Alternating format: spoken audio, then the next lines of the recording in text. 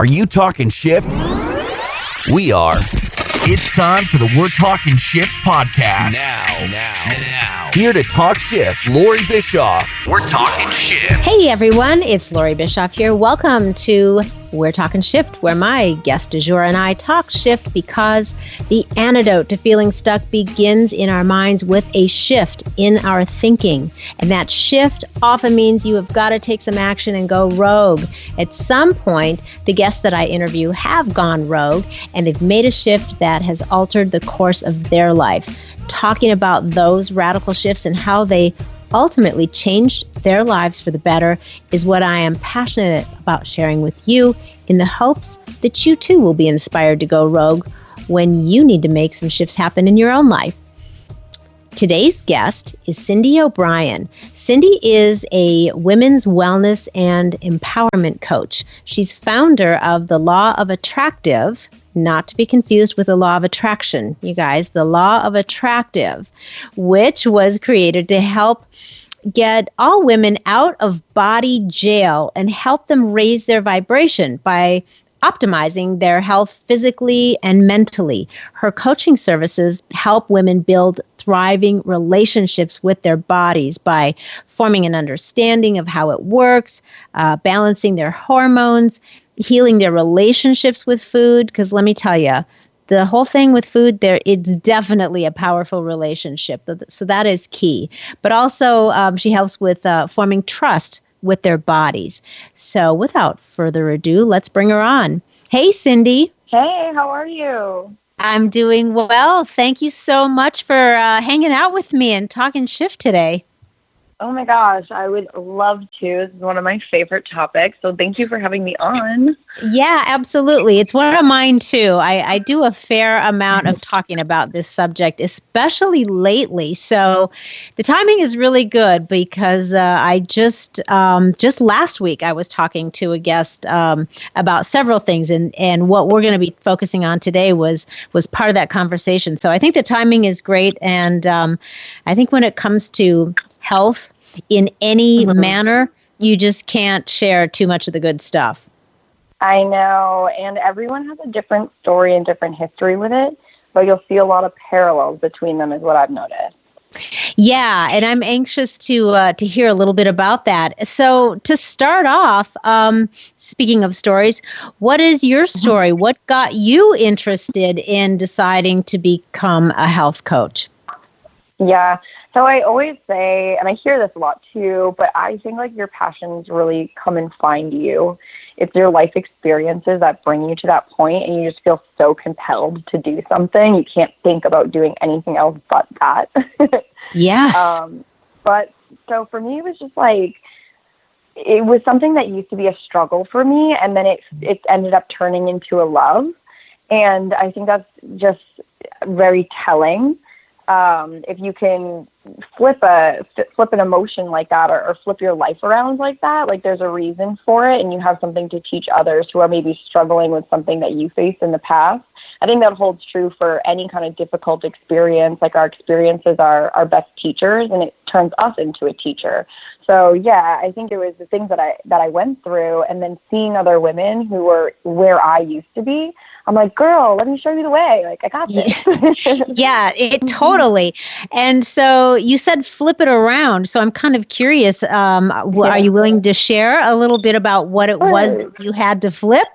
It sounds like you had to go rogue. You have a going rogue story. I feel it coming. Oh, yeah. Yeah, I definitely do. So right now, like if anyone follows me on Instagram or knows me personally, like I love health and fitness. Like I'm always like, oh, what recipe can I cook? Like what can I learn? Or, oh, who wants to like work out down by the bay? Like it's actually fun for me. I fully fell in love with it. But I hadn't always been that way. In fact, I was very polar on the total opposite end of that, where I had no idea what to eat, or I had no idea how to work out, and I wanted nothing to do with it. And I also felt like this sense of embarrassment of like trying to diet or like having to go to the gym. I felt like I was fixing myself instead of like just doing it for me for a good reason. I felt like, oh no, like I have something to change. And if people know I'm on a diet, they're going to know I'm insecure and it was like this weird connection with it. Like I didn't even want to tell my boyfriend at the time that I was like watching what I was eating, because I don't know why I had this like humiliation around it.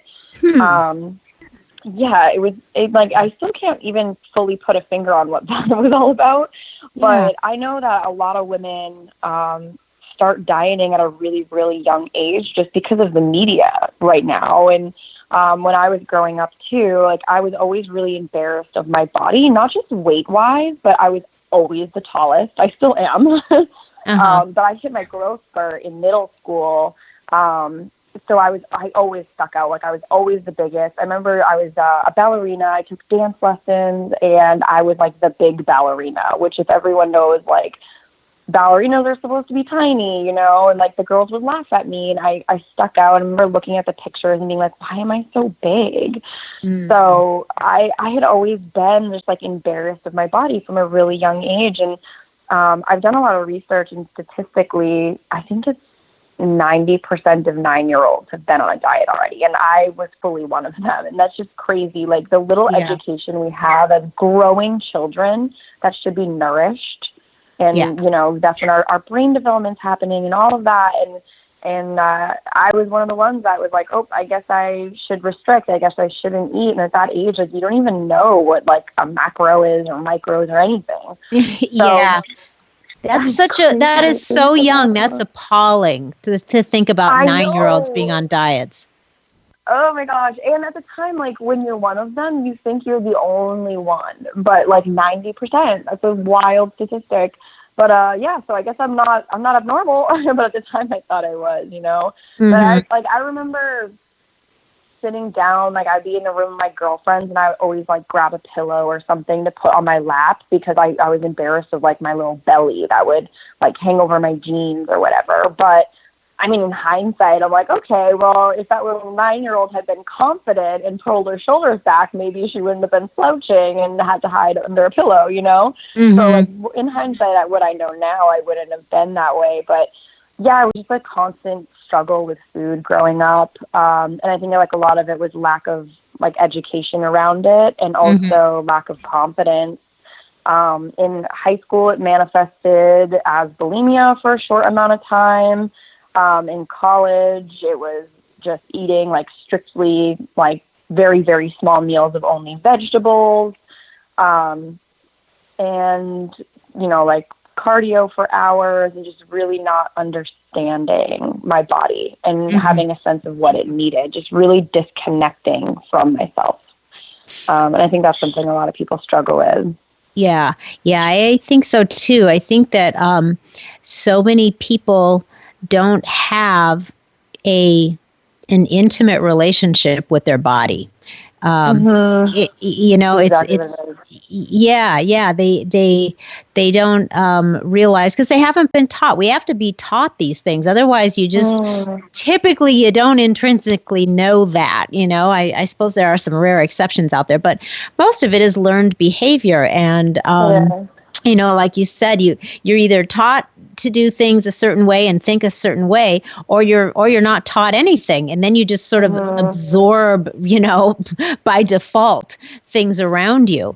And and when you don't have that relationship with your body, because you know you've been taught, or because you've self-educated and learned, you know, you're missing all of the cues that it's giving you. You're missing all of, it's got a language, you know, and it speaks to you, and it will tell you if you tap into it. Exactly. Oh my gosh, exactly. And that's what I ended up learning. But I think you're right. A lot of it is taught. And I think we always hear, like, I remember like little girls would be like, oh, my mom says you can't eat cookies, or you can't have this, you can't have that.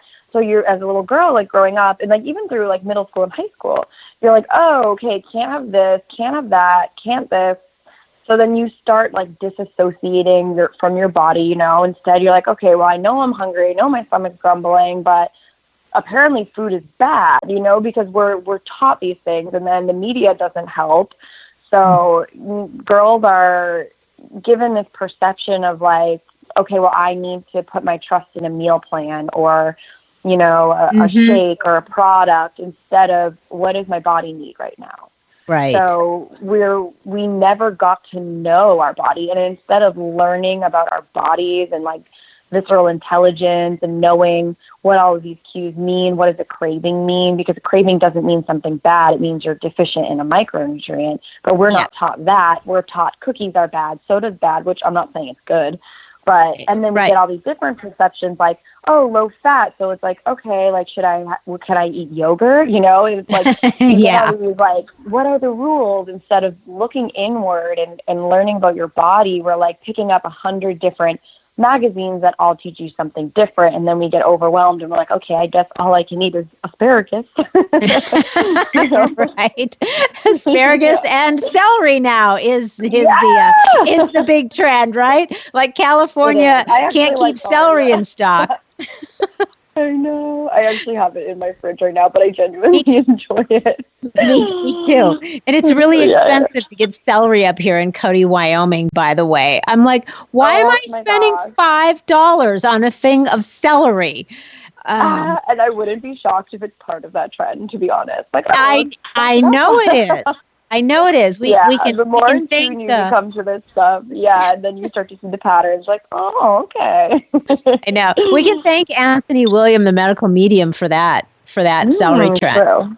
Yeah, I swear by it. But anyway, so you're so spot on about all of that stuff, and you're right. It's one thing to be told, you can't have a cookie, and you can't have sodas and the other things that you mentioned, which is it's a good idea to understand that those things are.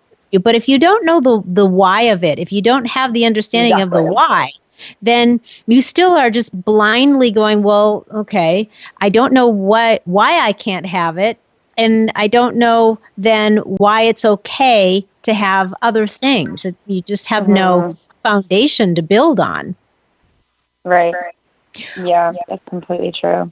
You mentioned, or I read it, I think, on something I was doing a little research. You used the phrase, helping to get women out of body jail, which I thought was really clever.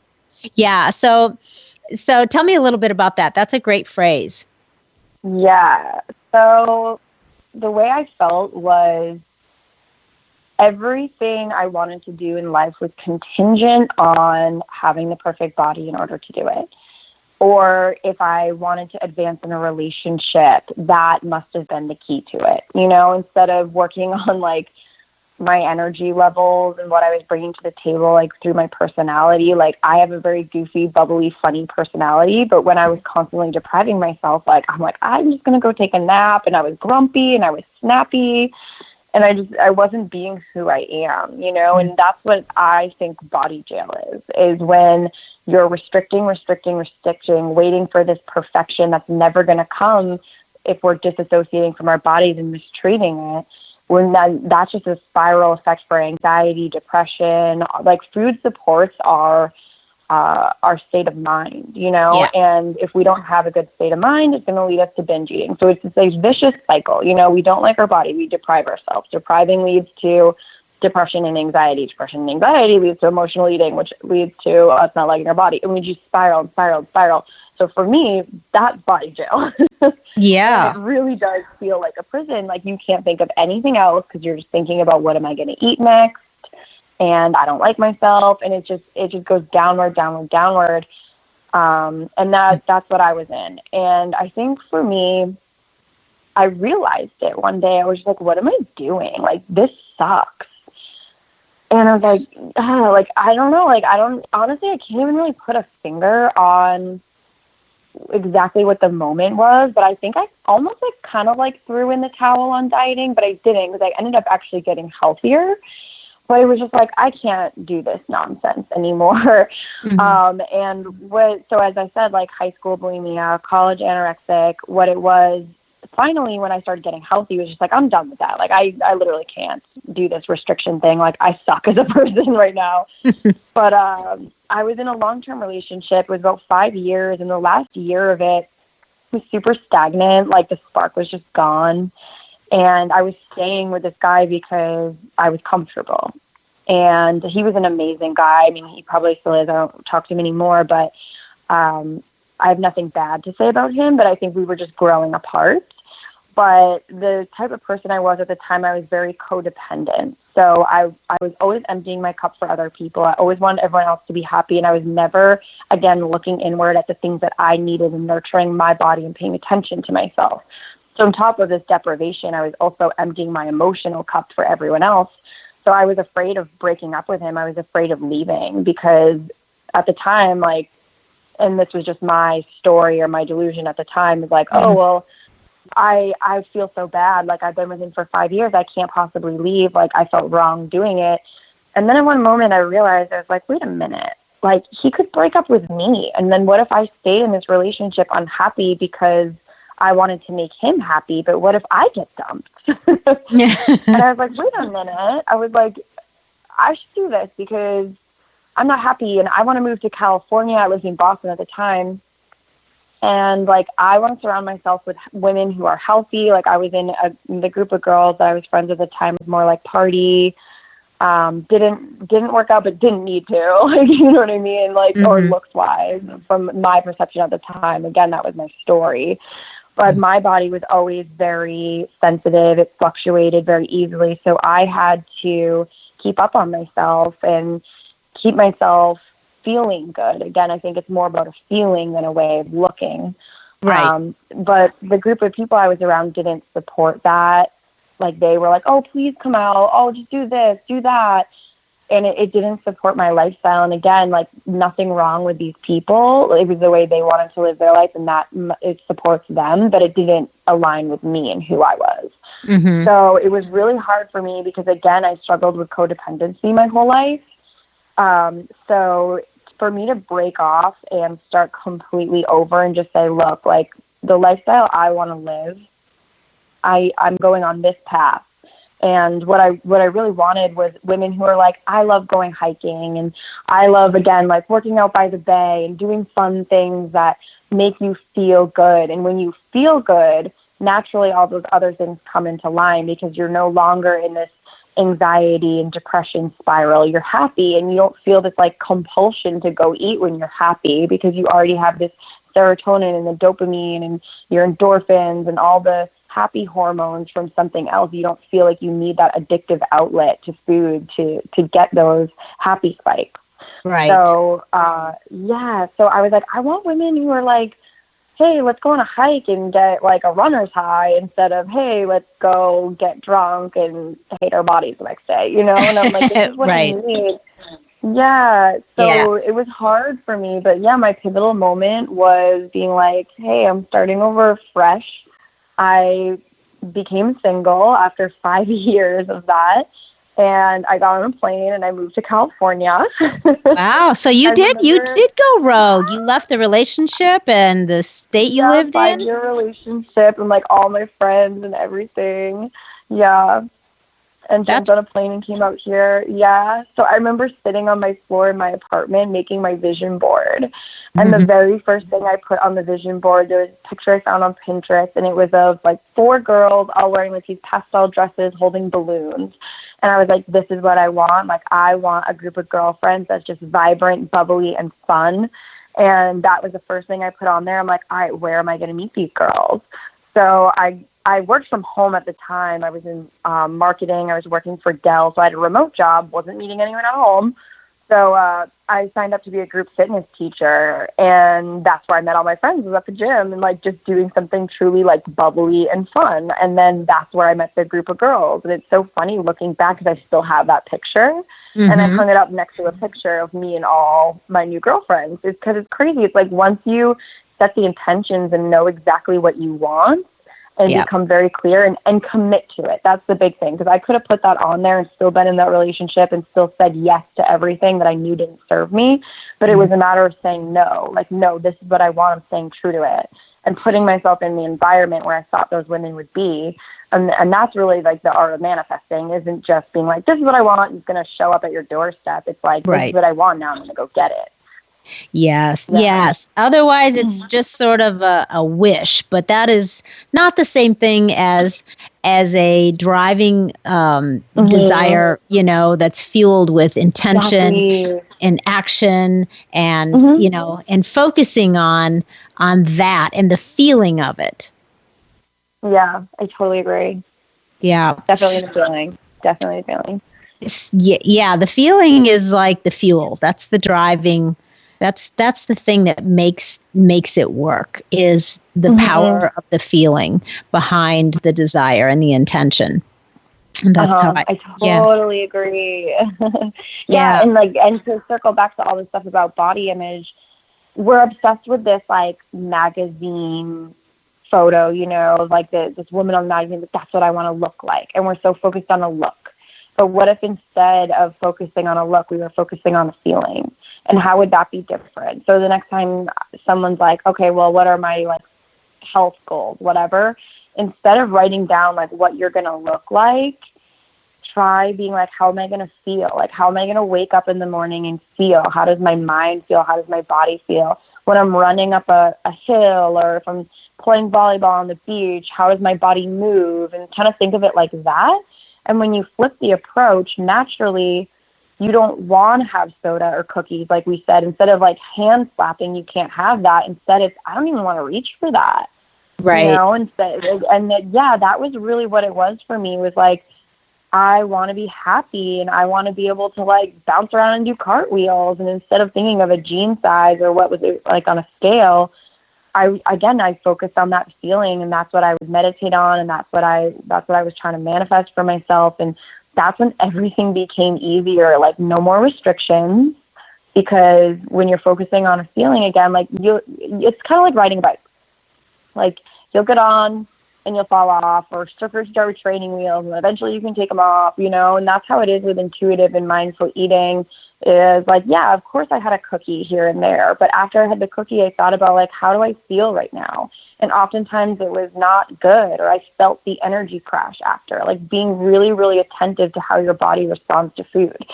And when I started doing that, like I didn't really want those things anymore, majority of the time. I mean, I'd be lying if I said I didn't have chocolate chips in my cabinet right now. I do. But I have like one or two every now and again. And that's it. You know, I don't binge anymore. I don't go out of control. But it's exactly to your point of focusing on a feeling. And I think it's like that with anything in life, whether it's relationships, food, finances, anything. It's like, how do I want to feel, instead of being stuck on this like idea of something and having attachments.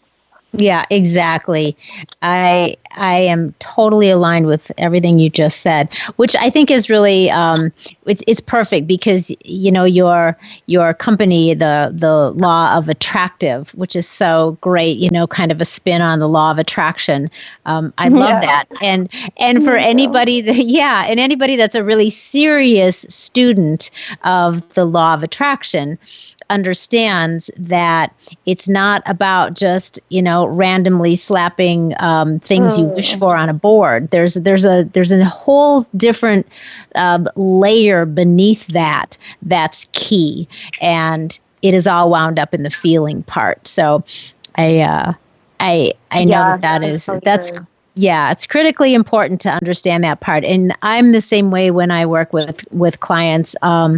When it comes to their eating lifestyle, their health and wellness, I do the same thing. I'm like, don't worry about numbers on a scale and sizes, and all you need to be focused on right now is how you feel.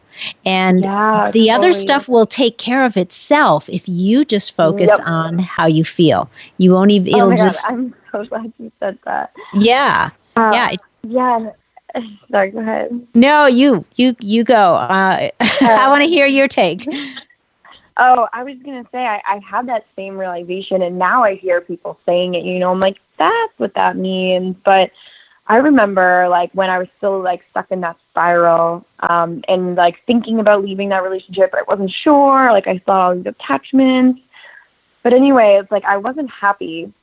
And I thought I wasn't happy because, like, my eating habits sucked, you know? And then I realized, I'm like, maybe my eating habits suck because I'm not happy. And it's like you flip it, right? Because it's like, when I'm thin, then I'll be happy. But it's like, when you're happy, then you respect your body. When you respect your body, that's when you become healthy. It's like we have it so backwards. But that's the thing, is like, you can't package up happy and sell it on a shelf, you know, and that's why it's backwards, because we're so programmed by magazines we read or TV shows or products we see. And I mean, marketers are smart. That's how you get people to buy stuff. But that's why, we get these mental frustrations about it. But so at the end of the day, it's really just about conscious choices towards happiness. Yeah. You have to resist that constant, indoctrination process from marketers and, anybody that's producing something that they want to sell you. You really have to. You have to beware, and you have to resist the indoctrination of that, and really, really focus on, what you need for your own version of feeling good and having, a happy life, whatever that means for you. I totally agree with that. Yeah, it makes a lot of sense. And again, that's not to say like all fitness and diet products are bad, because I don't think that. But I think everybody's body is different. Everyone responds differently to things, and you have to find what works for you. And that's why so many of us are stuck. So another statistic, and this is on my website, is that only 5% of Americans are successful at losing weight and keeping it off, which is a crazy statistic. But the diet and weight loss industry is constantly growing. It's at I think $50 to $60 billion right now and growing. But also the rate of disease and obesity is correlated with that, still going up. So these things clearly aren't working, and so many women are stuck in this yo-yo diet cycle. But so when you propose mindful eating and intuitive eating to people, usually there's resistance, because again, we've been taught to disconnect from our bodies and not trust our bodies. So we think going off a diet, we're like, oh my God, I'm going to eat everything in my cabinet, so there's so much resistance. I can't do that. I can't have no guidelines. And again, it's about building trust with your body and connecting within. But we always have so much resistance to it. But I like to just say, it's okay, has anything else you've done worked? No. Why don't you just try it then? Maybe it'll work. Yeah. What's the risk? You stay in the cycle, and you're going to stay in the cycle, or try something new. Yeah. I think a lot of people have this strange perception that they, number one, have to go on a diet. So they look at it as something that right away is going to be painful, right? Restrictive and limited and, denial and all the things that go along with that. And so, that right away is sabotaging that mindset. Rather than looking at it as, I'm going to evolve my eating lifestyle into, I'm going to slowly start doing less of this and more of that, so that it's just sort of a natural evolution, and you start to create a new normal. And I think that, when I work with people, we really try to focus on that, and the feeling, and paying attention to what you're eating and when you're eating it makes you feel, and then just going, okay, if I just tweak this a little bit and a little more of this and a little less of that, and then just incrementally over time, those changes done consistently ultimately allow you to create an entirely new eating lifestyle. And you don't feel like you went on a diet, because you didn't. You just simply changed your eating lifestyle. So I think that coming at it from that mindset is so much more helpful and empowering than trying to decide, that you're going to go on a diet, because that has an entirely different connotation to it, and it's usually not a good one. I agree. I totally agree. And to that point, think about how much mental capacity we get back when we're not constantly tracking every calorie or, meal prepping all the time. I'm a huge fan of cooking as a fun passion now, as opposed to a chore. And everything completely flips when you just focus on happiness, how you want to feel. It's wild. Totally. So your own issues with all of this is ultimately what led you then to becoming a health coach, correct?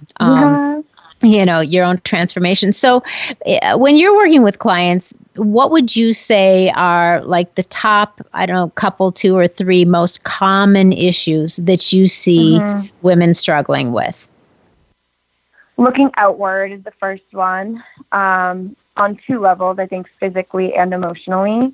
So yeah, looking outward, comparing yourself to other women, or, picking something like, hey, this worked for my sister or my friend or my cousin, it's got to work for me, and then it doesn't. Comparing yourself, always looking somewhere else instead of looking within you. And physically, hey, what's my body need? What are the signs that I'm getting? What are these cues that I need to be paying attention to? So physically looking inward, and emotionally looking inward. Again, back to the emotional eating, like what's causing your unhappiness and what are you numbing it for? Because that's essentially what we do when we emotionally eat. We're releasing those happy hormones to numb this feeling. But once that wears off, that feeling's going to come back. So let's think, hey, what's setting me off? What's making me unhappy? Find the source of the unhappiness and fix that. It doesn't lie in a meal plan. It doesn't lie in a product on a shelf. None of that. It's all about you and what you truly, truly need. So when I work with my clients, yes, we focus on food, but majority of the focus is on emotions and getting your life where you want it to be. And that's when you find that self-worth and that self-respect. So for number 1, I would say stop looking outward and look inward. Yeah, perfect. I love that. You're so right. So what is your vision for the future with where you want to go with this? How do you want to make, a bigger impact? Yeah. So when I talked about my pivotal point and the big change for me, yes, I left a lot of stuff behind and started over from scratch. But like I said, the first thing I put on my vision board was that community, that group of girls. And I don't think without them, I would be where I am today, because so much of it has just been me talking out what I'm going through, me getting advice from other people. And honestly, girls who were confident enough to be like, hey, maybe you should rethink that. I think it's really important to have friends that will call you out when maybe you're not right. Because some people are like, yeah, sure, and just let you do what you're doing. But I think someone who really cares about you is like, hey, girl, like, readjust, like, get your head on straight here, and like actually work with you through issues. So the biggest thing is a support system. So what I'm creating is a community of women who want the same thing, who want a circle of girls who are all about self-development, loving your life, being happy, supporting each other, no jealousy, no self-sabotage or making fun of people behind the back, girl, what are you going through? This is a safe place to talk about it. Let's work it out and let's get you happy. And again, like the things we do for fun is like hiking, cooking together, fun stuff like that. So in San Diego, where I'm based, the group I'm in, Society, we're hosting monthly events, all of the different topics. So like 1 month we'll focus on relationships, another one will focus on finance, another one will focus on food and body image. But I know like the message I have should scale much farther than just my 10-mile radius. So I'm also creating an online community for the same exact thing. So doing webinars and having a Facebook group where everyone can come and talk and connect with one another there. So not just right here in my own town, but trying to scale it globally. Why not, right? Yeah, exactly. Why not? Why wouldn't you do that? I think that's awesome. Yeah. And I really think that it's important, like you said, the circle of influence. That's a big part of it. I think that I know that you probably run into this, and I do too, people that are trying to turn things around when it comes to their eating lifestyle, but the lack of support, oftentimes resistance, even downright resistance from maybe other people that are living. Yeah, right. I have to cook 3 dinners now, one for my kids and one for my spouse and one for myself. And, it's an uphill battle for so many people. And so having a circle of influence and some support is really, really important.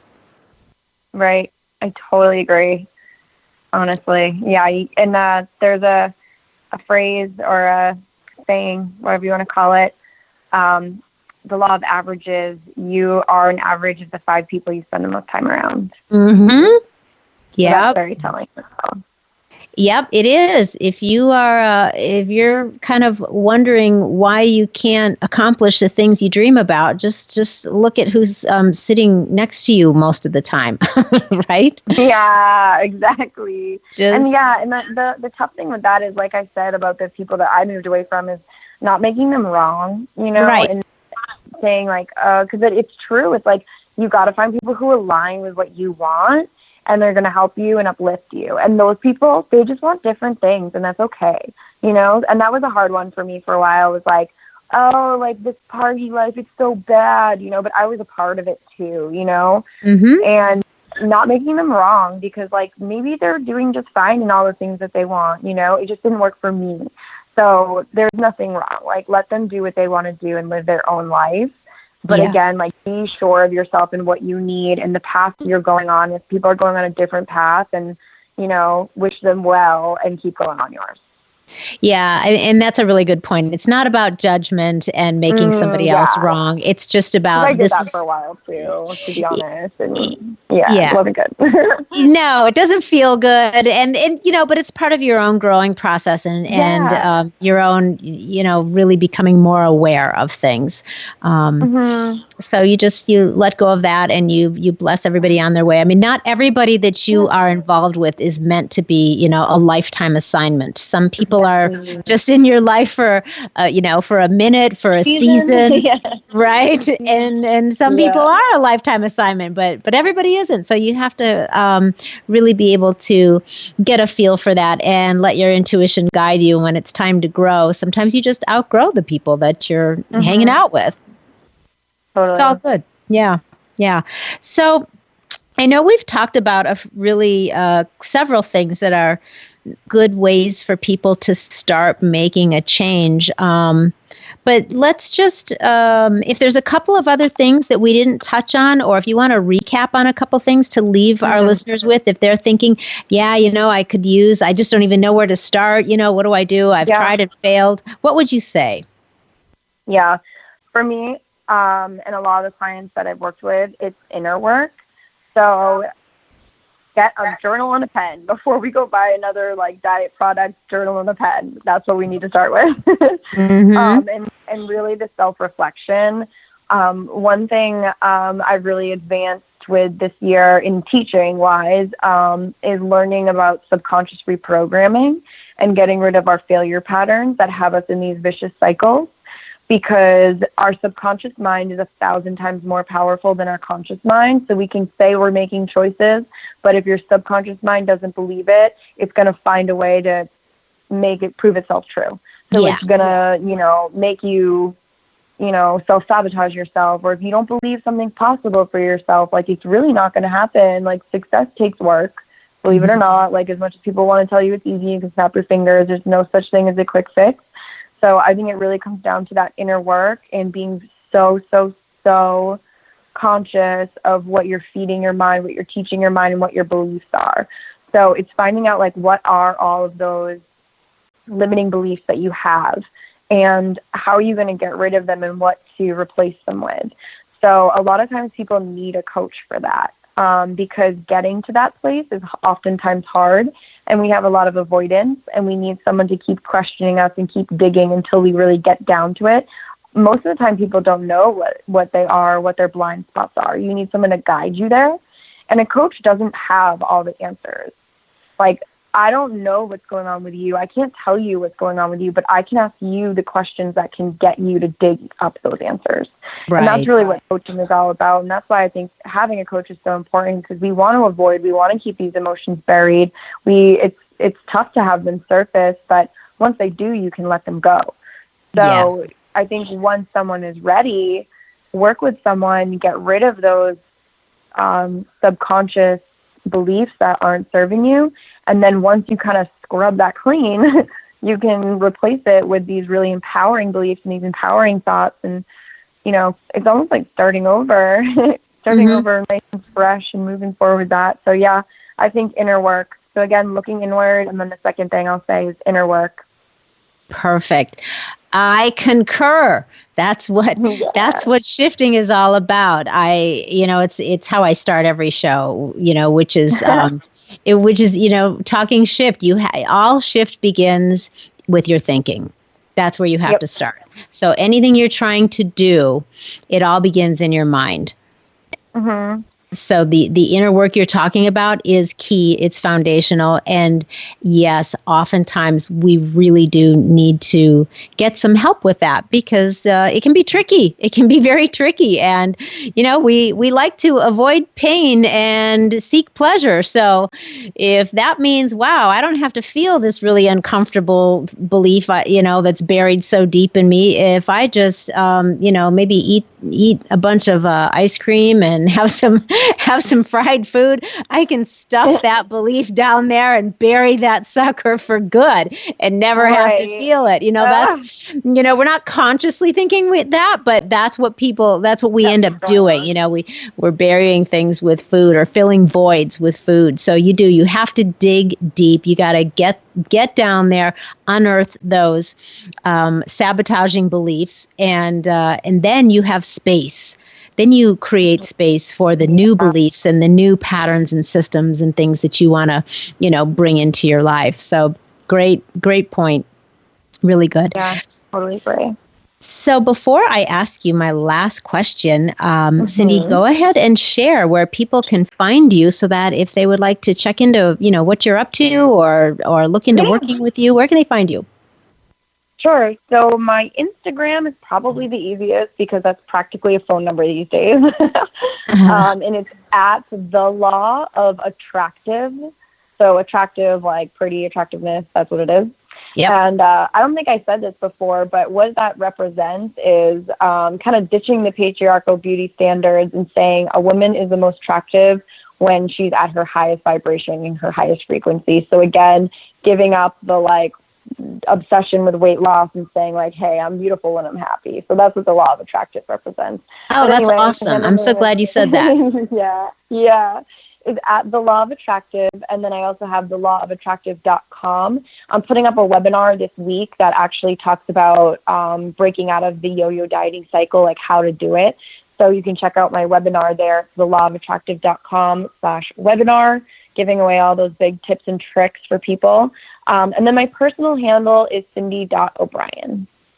Perfect. Thank you very much. So my last question, Cindy, is what would you like to share with our listeners about the value of going rogue? It's life-changing, and it's life-changing for the better. It's scary, but that means you're doing something right because you're doing something bold and brave, and that always is rewarding. Excellent. Just excellent. That was awesome. Thank you so much. Yeah. You shared amazing things. I love it. And I know that a lot of people are going to relate to about everything probably that you just talked about. Yeah. So. Statistically, right. Awesome. So thank you again for sharing this time with us. And I wish you well. We will be in touch, and namaste. Thank you. Oh, yeah. Namaste. All right. Bye, Cindy. Bye. Thank you, everyone, for hanging out on another session of the We're Talking Shift podcast. I hope that you love what you heard today. I would be so delighted. If you haven't already, please subscribe, share your thoughts with me, and I would be just ecstatic if you would give me a rating, please. If you're trying to make some shift happen in your own life and you would like to find out what private coaching with me is all about, just connect with me on any of the social media platforms or go over to We'reTalkingShift.com or LoreeBischoff.com. Thank you for listening, everybody. Until we talk again next week, stay feisty, my friends, and go make some shift happen. That goes for you too, Gary V. The preceding podcast was a TJ DeSantis production.